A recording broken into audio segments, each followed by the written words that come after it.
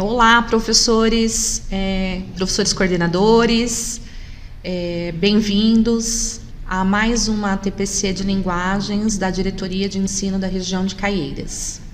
Meu nome é Cássia, sou a PCNP de Língua Portuguesa e hoje eu vim aqui bater um papo com vocês. O que vale na vida não é o ponto de partida e sim a caminhada. Caminhando e semeando, no fim terás o que colher. Cora Coralina.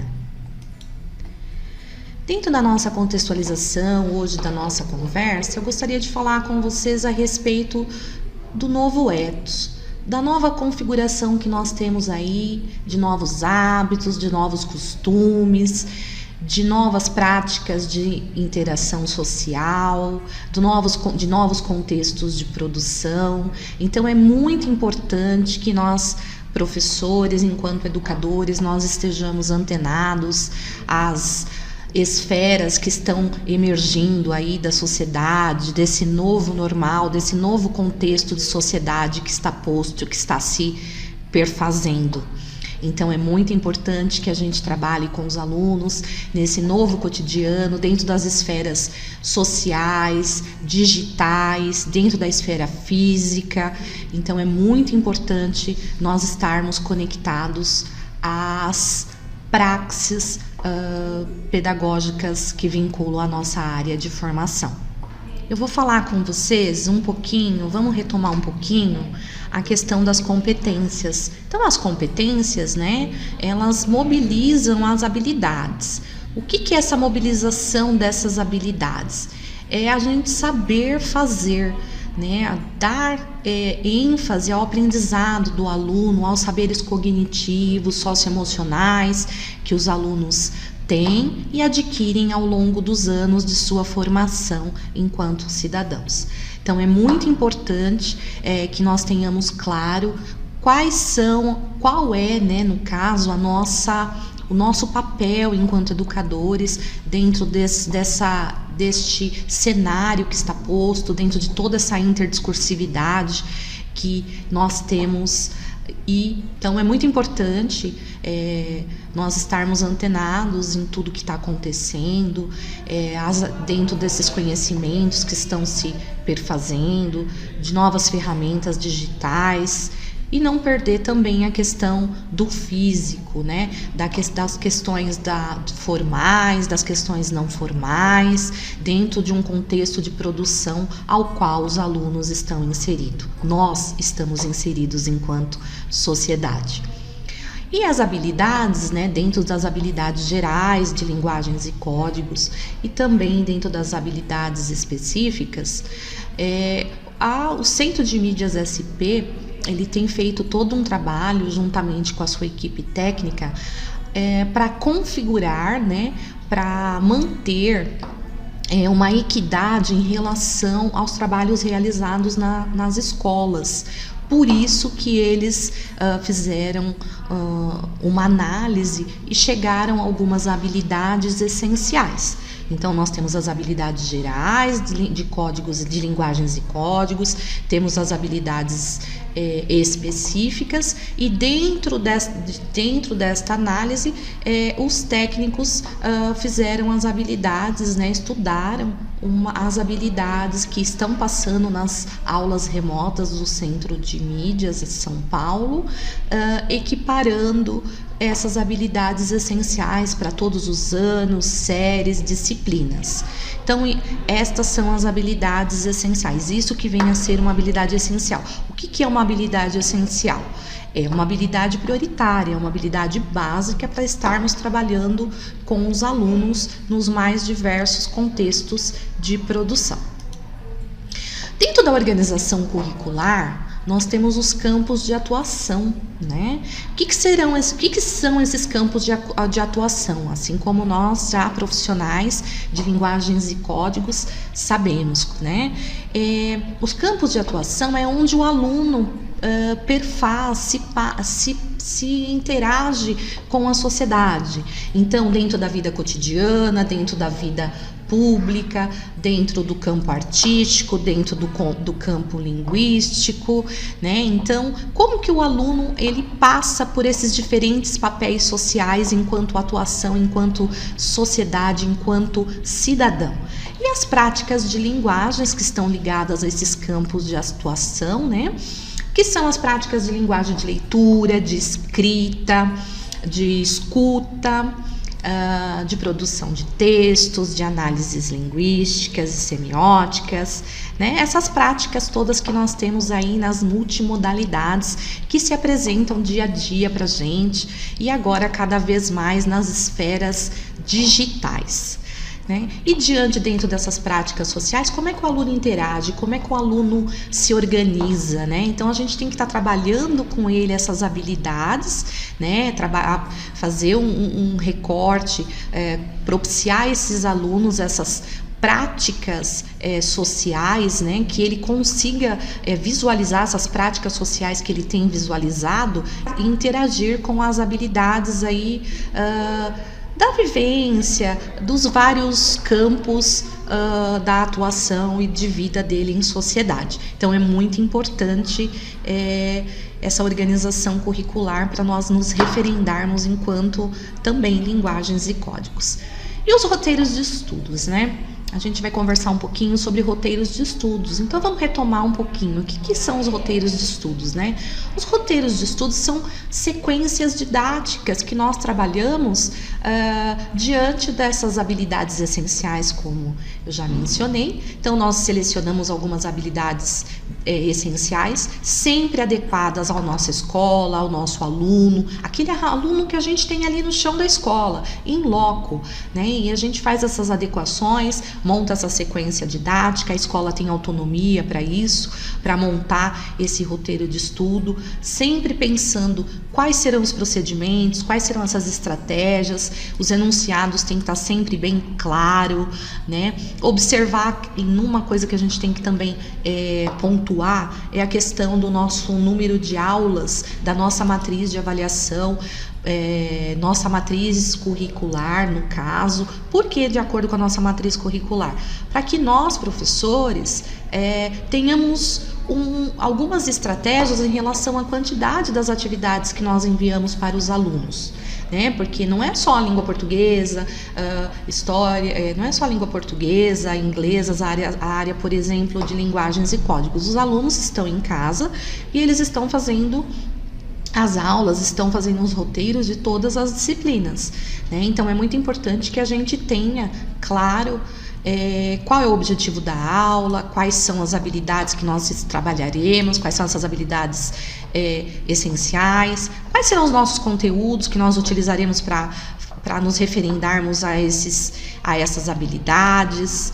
Quais ferramentas nós vamos utilizar? Quais são as ferramentas de interação? Eu vou enviar esse roteiro de estudo para o meu aluno de forma impressa? Será de forma digital, utilizando as esferas digitais? Então, tudo isso, na hora de fazer um roteiro de estudo, tem que estar muito claro para nós, né? E também para facilitar a questão do aluno conseguir fazer as atividades e que esses roteiros realmente sejam viáveis, sejam factíveis à realidade do aluno. Então é muito importante que a gente coloque o passo a passo das atividades propostas de forma pormenorizada, sempre pensando que o aluno ele não vai ter aquele contato conosco como ele tinha antes na sala de aula. Então é muito importante que esses passo a passo, né, essas orientações estejam bem organizadas, estejam bem concisas, os enunciados estejam claros, coerentes, contextualizados. É muito importante também nós fazermos uma orientação para os alunos. Como que serão as correções? Como é que se estabelecerão as devolutivas? Será pelo site da escola? Será pelo Microsoft Teams? Será pelo WhatsApp? Eles vão enviar as atividades para mim por e-mail? E se eles tiverem alguma dúvida, mesmo o roteiro tendo sido feito passo a passo, de forma pormenorizada, como que esse aluno vai entrar em contato comigo enquanto professor de sala, né? Como que eu poderia ajudar esse aluno? Então é muito importante que nós tenhamos claro todos esses aspectos e também deixemos claro isso para os alunos e para os respectivos pais. Eu escolhi hoje para a gente conversar um pouquinho no caderno de língua portuguesa, no São Paulo Faz Escola, no volume 2 da primeira série do ensino médio, eu escolhi 2 habilidades para nós estarmos fazendo uma conversa aqui mais dentro da nossa área.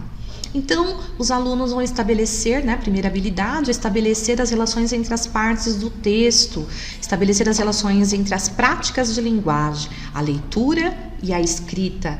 E depois, numa outra habilidade, relacionar, nos textos os contextos históricos, os contextos de produção, as possibilidades de construção de sentido, as análises linguísticas, os diferentes gêneros textuais e as respectivas estruturas.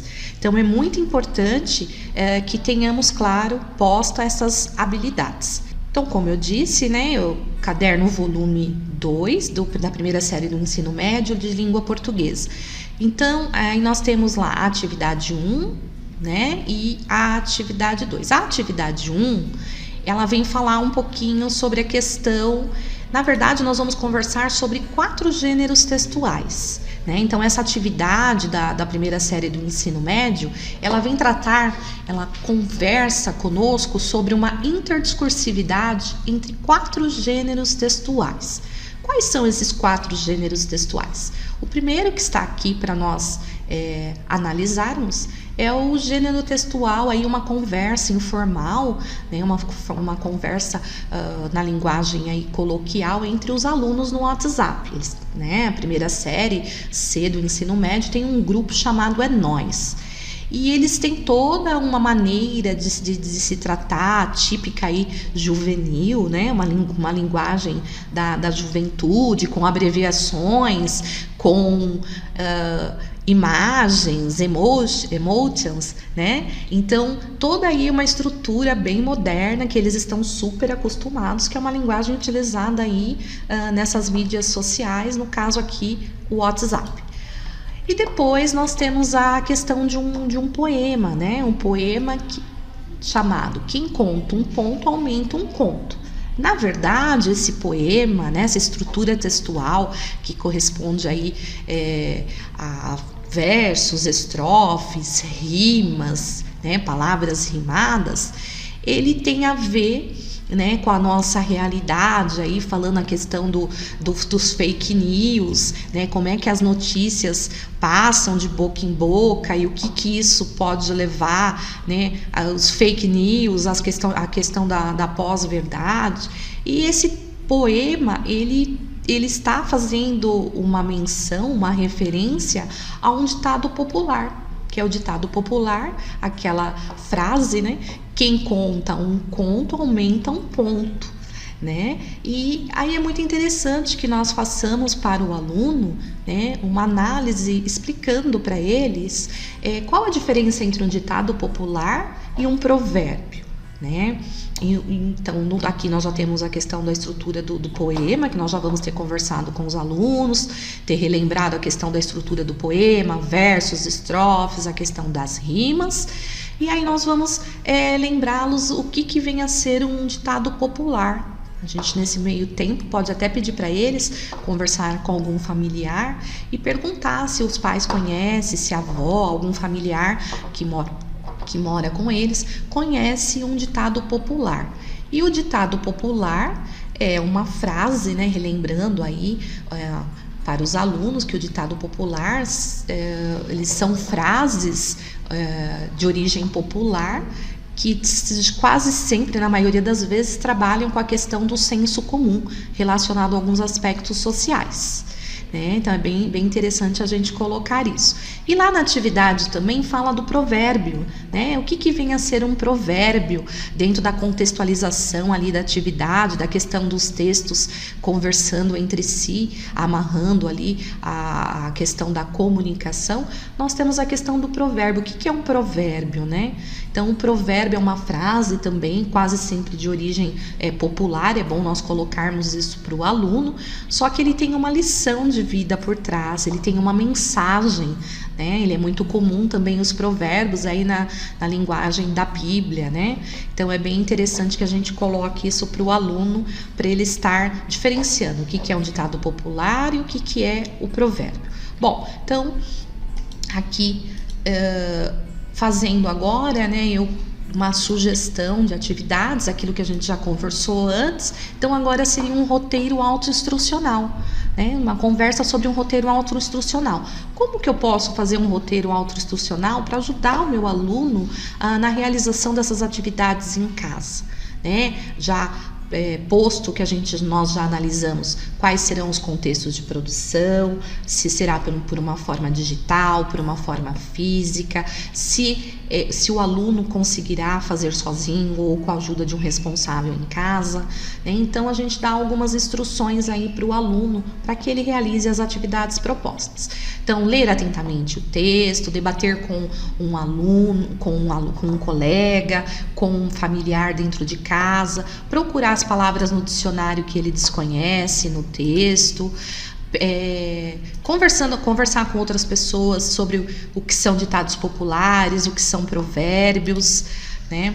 Pode entrevistar um aluno, um pai também, algum familiar, sobre o que eles conhecem de um ditado popular e eles fazerem uma análise ali explicando daquela frase, daquele texto, o que ele entendeu, né? Seria bem interessante. E o que é mais importante aqui em tudo isso é que a gente dê um caminho, dê um auxílio para o aluno, facilite para o aluno a questão da realização das atividades, que ele consiga por si só ou com a ajuda ali de alguém, caso ele tenha, e se necessário for, ele tem o passo a passo pormenorizado do que é para ele fazer, tá? Então é bem interessante que a gente coloque todos os elementos, todos os aspectos que serão necessários para que ele realize esse roteiro. Então, se é para pesquisar no livro didático, qual é a página, se é para pesquisar no caderno do aluno, qual é a página, qual é a atividade de tal a tal, né? Uma pesquisa bibliográfica. Então, assim, tudo o que a gente precisa que o aluno faça, a gente tem que colocar esse passo a passo pormenorizado para facilitar o trabalho do aluno, para facilitar o nosso trabalho e também a aprendizagem do aluno. E aí nós temos as referências bibliográficas. E aí agora eu vou conversar com vocês. E agora, professor, a gente pede que vocês enviem no e-mail do Núcleo Pedagógico até o dia 28 de agosto algumas sugestões de roteiros de estudos que vocês têm realizado com os alunos. Nós faremos um banco de roteiros de estudos para socializar com a nossa região aqui de Caieiras. Então a gente conta com vocês. E agora eu peço que vocês, por gentileza, realizem a interação conosco através do link abaixo. Até mais!